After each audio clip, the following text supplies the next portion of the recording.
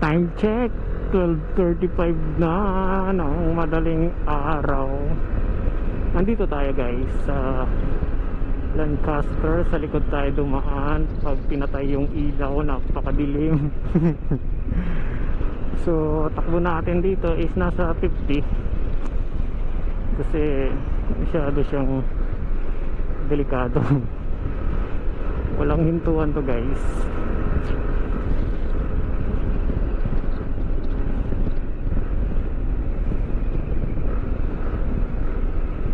Delikado yung lugar na to eh.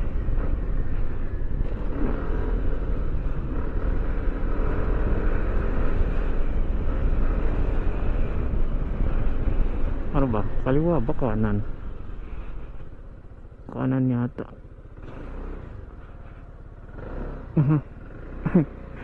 Kaliwa pala.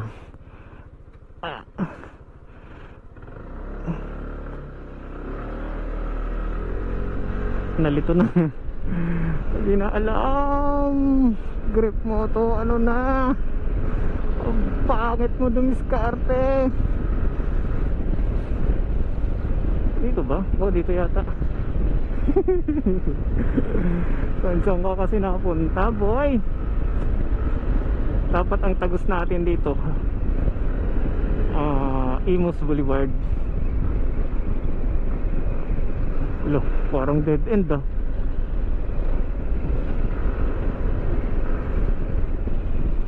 Gagi, dead end nga.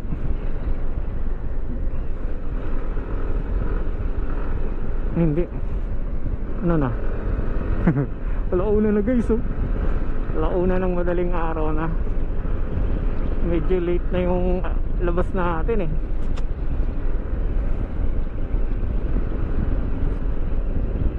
Angas talaga ng venture oh. Yung mga lubok-lubok na yan oh. Panis. Kung nakikita nyo sa camera guys, may mga lubok talaga yan.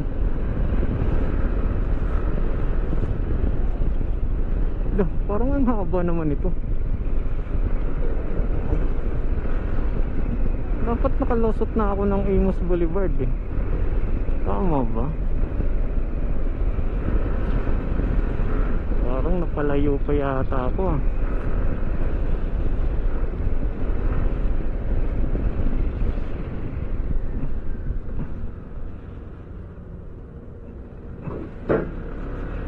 Mali yata ako. Naligaw pa. Kagi, mali nga to. Sige boy, tuloy mo lang yun boy.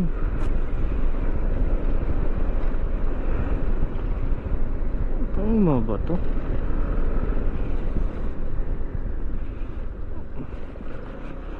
Ayun, may nakikita akong Jollibee din eh. Alam ko Jollibee ano yan eh, Boulevard eh. Yun, sumama tayo. Lipad. Ah. Yan, sumama tayo. Ito yun.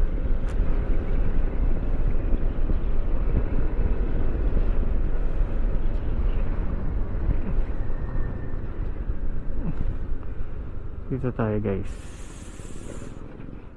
Huh? Ano to?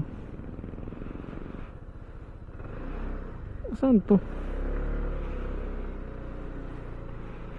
Di ko alam to ah. Ay, mali. Mali, dito pala to.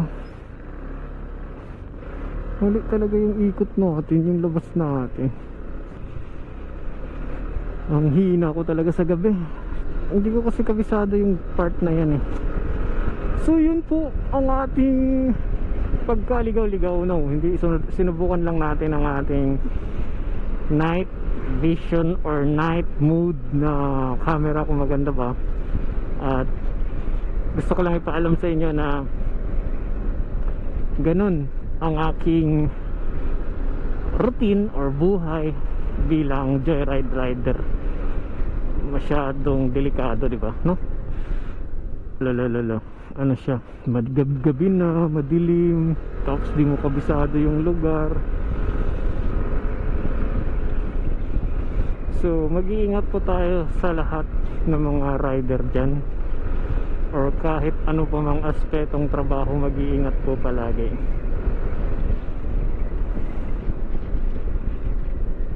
This is Grip Moro, hindi Imus Boulevard yung nalusutan natin. Dapat pala kumanan tayo dun, para Imus Boulevard yung nalusot natin. This is Grip Moro. On your grip. Ang lusot natin dito is Patindig. Ayan yung KKK guys. So, ayan. So one way to. On your grip. Babush. Dito kabisado ko na. Bye bye. Gamit pala natin ang mic 202 na to.